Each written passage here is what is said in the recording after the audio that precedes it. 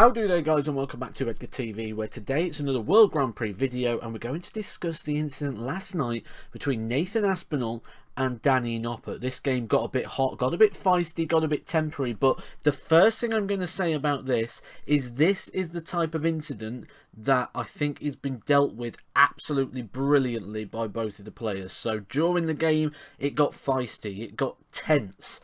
The players was looking at each other, the players was talking to each other, there was debates. It looked like there was going to be issues at the end. And then once the game was done, there was a handshake, there was a good look in the next round, and it was sort of all dealt with very well. It was all during battle, and as soon as that was over, we sort of moved on to what's next. It was dealt with at the end of the game, which is absolutely fine. I have no problem with players having issues during the game. Don't lag it over, don't go and slag each other off, you know, just have it done with it, shake each other's hands and move on. And that's what happened here by the end. But what actually went on in that? Now, I was actually there myself. This was my seat last night. So I was just to the side of the walk-on area. So I was in the arena, and then when I've got back, I've had a look back and I've looked through the footage, because when you're there you get an opinion on what it is, and then when you watch it back you get to hear the commentators, you get to hear it from a different point of view as well, and knowing what's happening, so you're knowing what you're listening for. Now, when I was there, and even now when I've watched it back, I think some of this is coming down to a misgrip from Nathan Aspinall. And that's when he's passing the dart over to his hand. It's like he's struggling to get the grip of the hat and he has to redo so. Now, when that happens and you get that sort of frustration, you're going to be more aware. And I think that's what we had here, because sometimes he was getting this misgrip even when you couldn't hear some noise. So I think when there was a noise there, instantly the brain's just going to put two and two together, and because of that noise we've got that. Now, I will say the noise that was in there as it comes through on the camera and from being in there was no different to any other player. So every player had the same level of sort of noise. It wasn't like they targeted Nathan, and Nathan alluded to this as well in his interview himself. In his own words, he said that he just handled it differently to how Danny did. And that could be down to, like I say, this misgrip, this misfiring, and things that go with that. Now, when things like this are happening, you do become aware of things. I've heard this a few times before from different players. Nathan himself, I remember there was an incident in Milton Keynes in the Behind Closed Doors event when people moved, the chair squeaked. And when things aren't going right, you hear those sort of things. He still averaged 100 in that game and won. But you become more aware of these sort of individual noises and things. So I think that could be part of this when you're getting that misgrip in there as well. But we certainly saw him fire up and come through. But it's the last leg that I think really caused sort of the debate and the to and fro. So if we just have a little look at that here. So this is the last leg. Well, the second to last leg.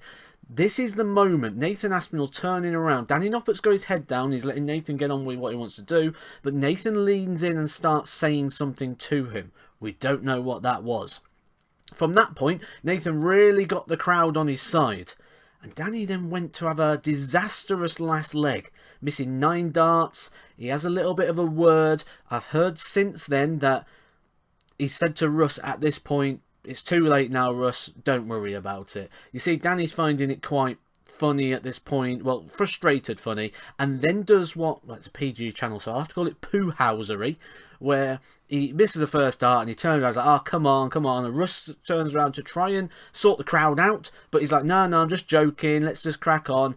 Nathan took this in a negative way, because obviously it was a bit of poo-housery on Danny Noppert's behalf, and then words came at the end. Now, this is something we've seen a little bit from Danny Noppert, actually. Remember the World Match Play, the blind 140 that Darryl Gurney did, and then he went and hit the blind 180, so I actually like that part of it. And then I expected it to be a little bit more tense at the end of things, but they both dealt with it really well, like I say, with the handshakes and then the sort of de-escalating of the situation. So from my point of view, what did I see? I didn't see too much, and Nathan's obviously alluded to this as well, like I said earlier, that it's how you react to those situations rather than those situations themselves. And I think that's what this was. When things aren't going right for you and you can see that, I mean, granted, there was noise, there was boos, certainly coming from behind him to the left, which was sort of a couple of tables in front of me. There was clear Danny Noppert fans in there. Noise levels I thought was quite good last night. We look at the crowd, how it's been all week. It's been a bit quiet in there. Last night was good. Good noise levels. We had some different chants. One of them, the right side and the left side, singing, chanting each other. So it's starting to go more towards that dark atmosphere that we've got used to a little bit more recently, rather than what we've had at the start of the week, which you're always going to get in these sort of week-long events in a midweek in October. You'll get the same at the Grand Slam as well early on. The numbers will probably be low for that as well. I think Danny Noppert, he had 4 match darts to get this thing wrapped up as well. So frustration will be in that situation as well. So really, it was just bubbling up, wasn't it? It was a bit of tension, bit bubbling up, but it de-escalated pretty quick. I think another interesting point here is actually that the crowd went with Nathan Aspinall. The more this went, the more they went with him, the more they sort of joined in the celebration, and there was cheering the misses from Danny Nopper, and it just gets you to think, doesn't it, that there's a different ways in which you can go about this. If this was Gerwyn Price, he would have been booed out the arena and probably pelted with ice, because he's obviously got that sort of negative with the crowd. So Nathan actually managed to turn this into a positive for him in terms of getting the crowd on his side, despite the fact he was having a bit of a rivalry with the crowd. And John Part said in commentary, didn't he, that the way to drown out that small of audience, the individual voices, was to make everybody come into the game and have that voice, so it drowns them out, and that certainly worked. And we saw some good darts from Nathan towards the end of that game.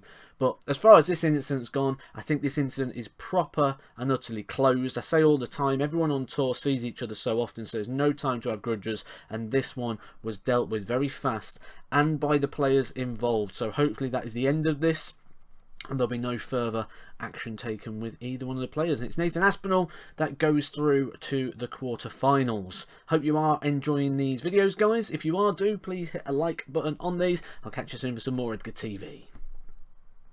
Edgar TV.